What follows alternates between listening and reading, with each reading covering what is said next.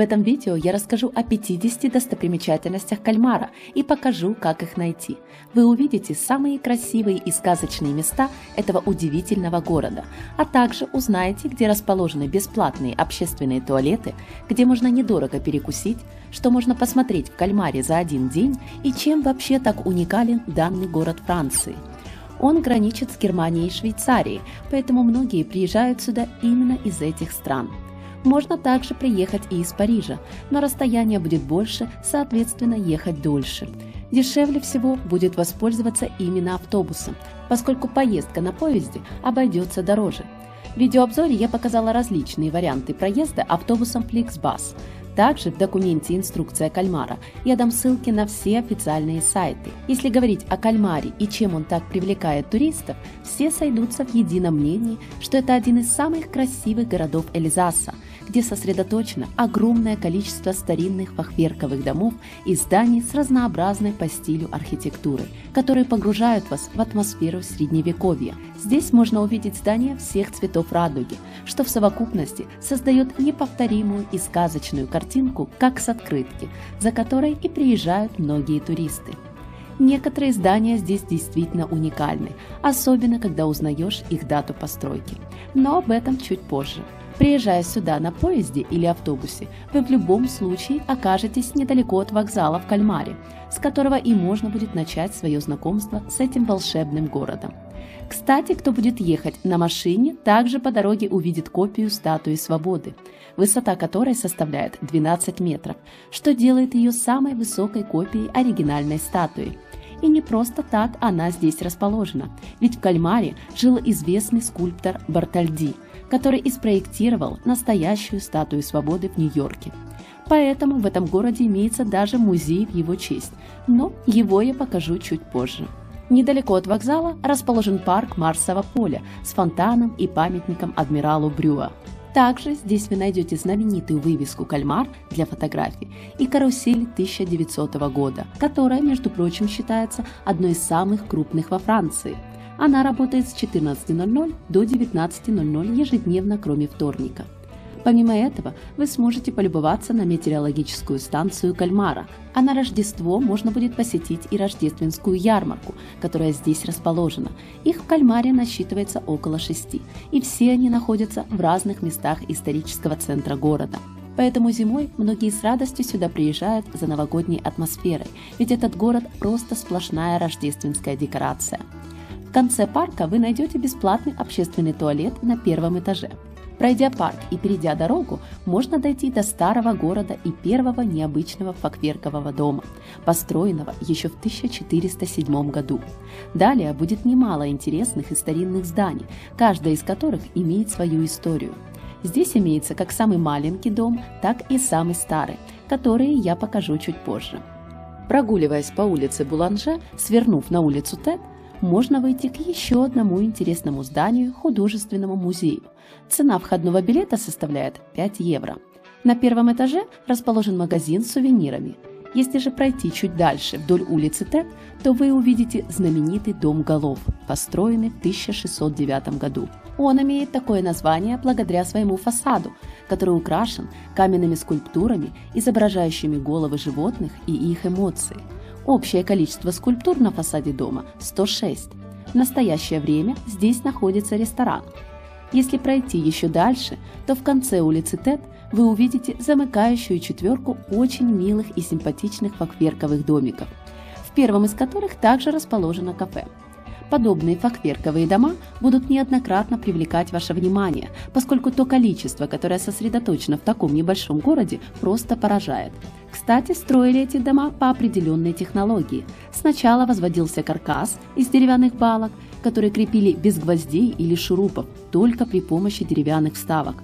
Ну а потом пустоты заполняли смесью из глины, земли и соломы, после чего уже в конце штукатурили. И это очень удивляет и восторгает одновременно, наблюдая, как сохранились и продолжают стоять по сей день эти деревянные дома по всему городу Кальмар. Далее можно дойти до муниципального театра в Кальмаре, построенного в 1848 году, и художественного музея Унтерлинден, где вы найдете произведения искусства от Средневековья до эпохи Возрождения. Одним из главных экспонатов является Изенгеймский алтарь. Также здесь есть произведения искусства Пикассо и многих других известных художников. Если вы планируете посещать данный музей, стоит выделить как минимум пару часов. Время работы и цена билета есть на официальном сайте и составляет 13 евро за человека. Также возле музея начинает свой путь туристический паровозик, который проезжает по многим знаковым местам города, что-то вроде автобуса Хоп-он, Хоп-офф. Цена проезда составляет около 8 евро, однако отзывы скорее отрицательные, чем положительные, и все советуют исследовать город все же пешком. Ну а дальше можно либо продолжить изучать центральную часть Кальмара, либо же направиться к еще одной достопримечательности, которая расположена в некой удаленности от центра города. Это танк Шерман, памятник 5-й танковой дивизии, освободившей Кальмар во время Второй мировой войны. Ну а далее можно будет снова вернуться к прогулке по старой части города, где нам встретились еще одни красочные домики с очень яркими разноцветными фасадами. Здесь получаются оригинальные фотографии. Подобных разноцветных зданий в Кальмаре бесчисленное множество, что придает этому городу особый шарм и сказочный вид. Кстати, не просто так здесь каждый дом имеет свой цвет. Это было сделано для того, чтобы люди лучше ориентировались в городе. Каждому зданию соответствовал свой цвет, который отражал род занятий его владельца. К примеру, красный для мясников и кузнецов, желтый для пекарей, а синий для торговцев рыбой.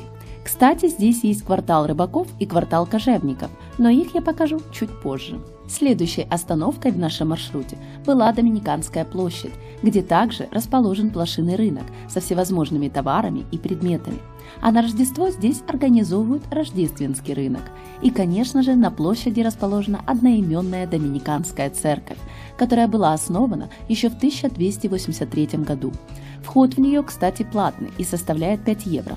Скорее всего, это связано с тем, что в ней находится знаменитая картина «Мадонна в беседке из роз».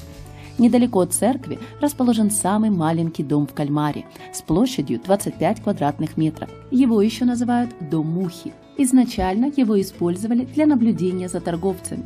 Далее можно направиться к старинному дереву, которому более 200 лет. Оно находится в небольшом внутреннем дворике, скрытом от глаз туристов. Следуя навигатору, вы легко сможете его найти. Это не единственный скрытый уголок города. Еще одним историческим памятником, расположенным во дворике, является старинное здание «Склад зерна», которое тоже легко можно будет найти, следуя навигатору. Ссылки на все метки из достопримечательностей я дам ниже в описании к видео. Эти достопримечательности, как и многие другие, расположены вдоль знаменитой торговой улицы Маршан. Ее длина составляет около 300 метров. Она достаточно узкая, и именно здесь вы сможете полюбоваться очень красивыми и старинными зданиями. Сначала вы увидите музей Бартольди, создателя той самой статуи свободы, установленной в Нью-Йорке, который здесь родился. Цена входного билета составляет 5 евро. Однако проверяйте, работает ли он на официальном сайте, поскольку на данный момент он временно закрыт. Почти сразу возле него вы увидите зеленый дом Краген, строительство которого началось в 1588 году. На углу здания можно увидеть деревянную скульптуру торговца тканями. Также рядом расположен еще один знаменитый дом Пфистера, который был построен еще в 1537 году для шляпника Людвига Шерера и сохранился до наших дней. Это один из самых красивых домов Кальмара. Его здание украшено библейскими фресками различных сюжетов. Почти все свое существование этот дом был жилым. Сейчас же на первом этаже находится винный магазин. На противоположной стороне торговой улицы расположен дом Шонгауэра, в котором жил выдающийся немецкий художник. Именно он создатель картины «Мадонна в беседке из роз», которая находится в Доминиканской церкви. Ну а дальше можно пройти к Соборной площади и готической церкви Святого Мартина, которая была построена еще в XIII-XIV веках и считается главной исторической достопримечательностью города. Вход в нее, кстати, бесплатный. Внутри вы можете увидеть разные деревянные детали и множество реликвий. По пути в церковь вы будете проходить музей шоколада, где цена входного билета стартует от 15 евро. Часы работы каждый день с 10 утра и до 18:00 вечера. Здесь вы узнаете об изготовлении шоколада, сможете его продегустировать, а также увидите шоколадную статую свободы, автомобиль и различные костюмы из шоколада. На Соборной площади расположено сразу несколько интересных зданий, одно из которых является дом Адольфа. Это самый старый дом в Кальмаре, который носит имя владельца, восстановившего его в XIX веке. А само здание было построено в 1350 году. Этот дом находится в серединке. Возле него слева расположен дом Гинзбургера, а справа находится бывшая стража или гвардейский дом, который построили в 1575 году. Вход сюда бесплатный. После осмотра этих красивых и старинных зданий можно направиться к площади Любви, с которой также открывается красивый вид на церковь Сен-Мартен с одной стороны и церковную улицу Эглис с другой. Данная улица очень красиво оформлена арками. Здесь вы увидите и скамейки, и не менее симпатичные здания. Фотографии получаются потрясающие. В новогоднее время здесь также можно встретить рождественскую ярмарку. С улицы Эглис вы попадаете на главную улицу Кальмара Гран-Трю. Она еще называется Большой улицей, где также сосредоточено немало красивых и необычных фахверковых домов. Ее длина составляет около 520 метров. Одним из таких зданий является фахверковый дом паломника, над дверью которого можно увидеть рисунок с изображением самого дома и паломника, идущего к нему. Данный дом был известен еще с XIV века. Если продолжить путь вверх вдоль улицы Гран-Трю, то вы выйдете к дому с аркадами, известный еще как бывший дом протестантских священников. Он был построен еще в 1606 году. Рядом с ним расположена протестантская церковь Святого Матфея в строгом готическом стиле. Храм был построен в конце XIII века. Возле церкви, кстати, находится бесплатный общественный туалет. Далее можно будет прогуляться вниз по улице Гран-Трю в обратном направлении, чтобы выйти на перекресток, где получаются очень красивые фотографии. Также здесь можно встретить рождественскую ярмарку в новогодние праздники. Если пройти чуть дальше, вы увидите множество красочных зданий, украшенных различными аксессуарами. Больше всего привлек внимание дом с сердечками, возле которого все фотографировались. Здесь вы найдете множество магазинов с разными сувенирами. Вечером, когда включается подсветка, эти домики очень красиво светятся различными цветами. В конце главной улицы Гран-Трю, если пройти сквозь арку, вы обнаружите старое здание таможни, которое в средние века было экономическим и административным центром города. В настоящее время здесь проводятся различные выставки. Таможня находится на старой таможенной площади, где расположен симпатичный фонтан со статуей, а цветные домики вокруг и канал, протекающий неподалеку, создают особую атмосферу и непередаваемый сказочный вид. Далее можно дойти до квартала и улицы Кожевников, на которой расположено еще одно симпатичное здание с интересным оформлением. Можно сказать, настоящее произведение искусства, чем только не украшен этот дом. Где, кстати, находится ресторан. Здесь получаются очень красивые и атмосферные фотографии. Продолжая идти дальше, вы наткнетесь на крытый рынок в Кальмаре, открытый еще в 1865 году, где можно купить фрукты, овощи, мясо, сыр и другие продукты. Он работает каждый будний день с 8 утра и до 17:00 вечера. С 12 до 2 рынок закрыт, как и выходные дни, суббота и воскресенье. Цены выше, чем в супермаркетах. Также здесь можно пообедать. Недалеко от рынка расположен еще один бесплатный общественный туалет. Также возле рынка находится мост с первой смотровой площадкой, откуда открываются великолепные виды на канал, лодки с туристами и отражающиеся в воде разноцветные домики. Но еще более красивый вид, как по мне, открывается со следующего моста – набережной Пуансари-Кальмар, которая начинается сразу с закрытым рынком. В этом районе вы найдете множество ресторанов и магазинчиков сувенирной продукции. Пройдя еще чуть дальше, вы увидите дом с сложными архитектурными элементами на фасаде. Подобные дома весьма популярны в Эльзасе в целом. За этим зданием, кстати, начинается улица Рыбаков, где вы увидите различные вывески с изображением рыбы.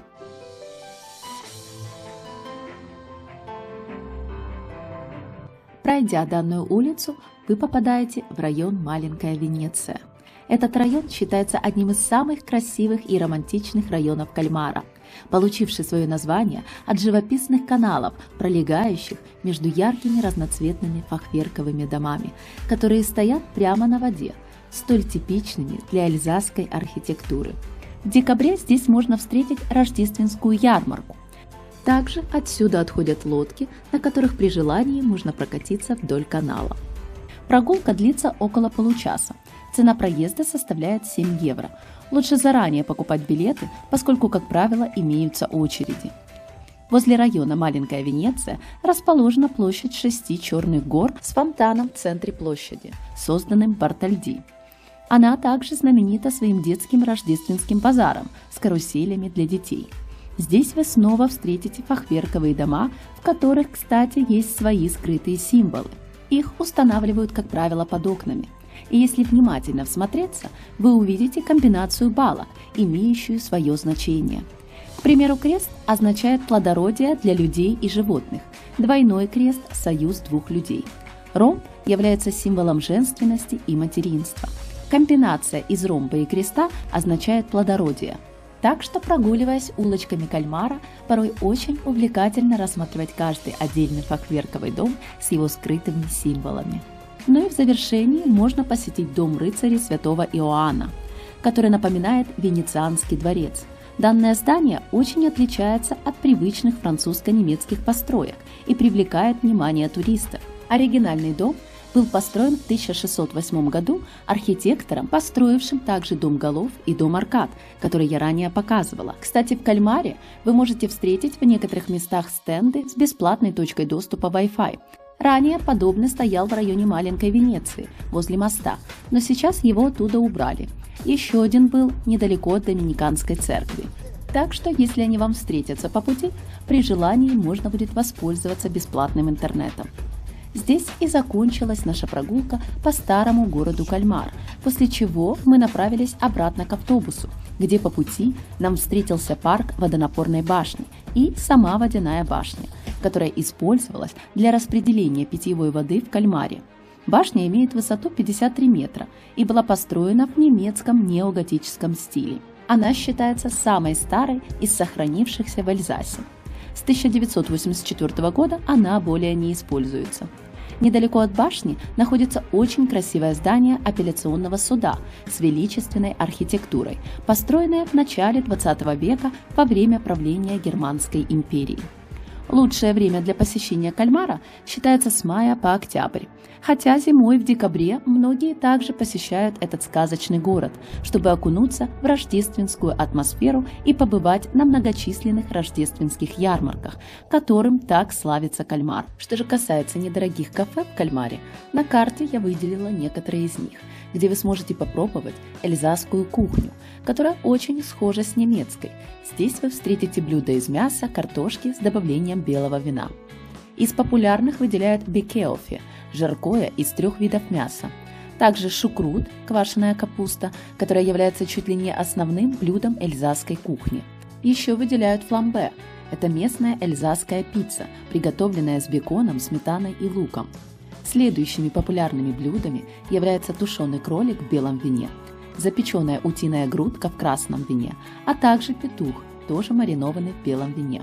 Из десертов выделяют кугельхопф – это эльзасский кекс с изюмом, и брецель – это крендель, булка из сдобного теста. Некоторые любят заказывать мясной пирог. И, конечно же, стоит здесь попробовать эльзасское вино и сыр, либо же привезти с собой в качестве сувенира. Если мое видео вам понравилось и оказалось полезным, ставьте лайк и подписывайтесь на мой канал, чтобы не пропустить следующий выпуск с инструкцией по Страсбургу.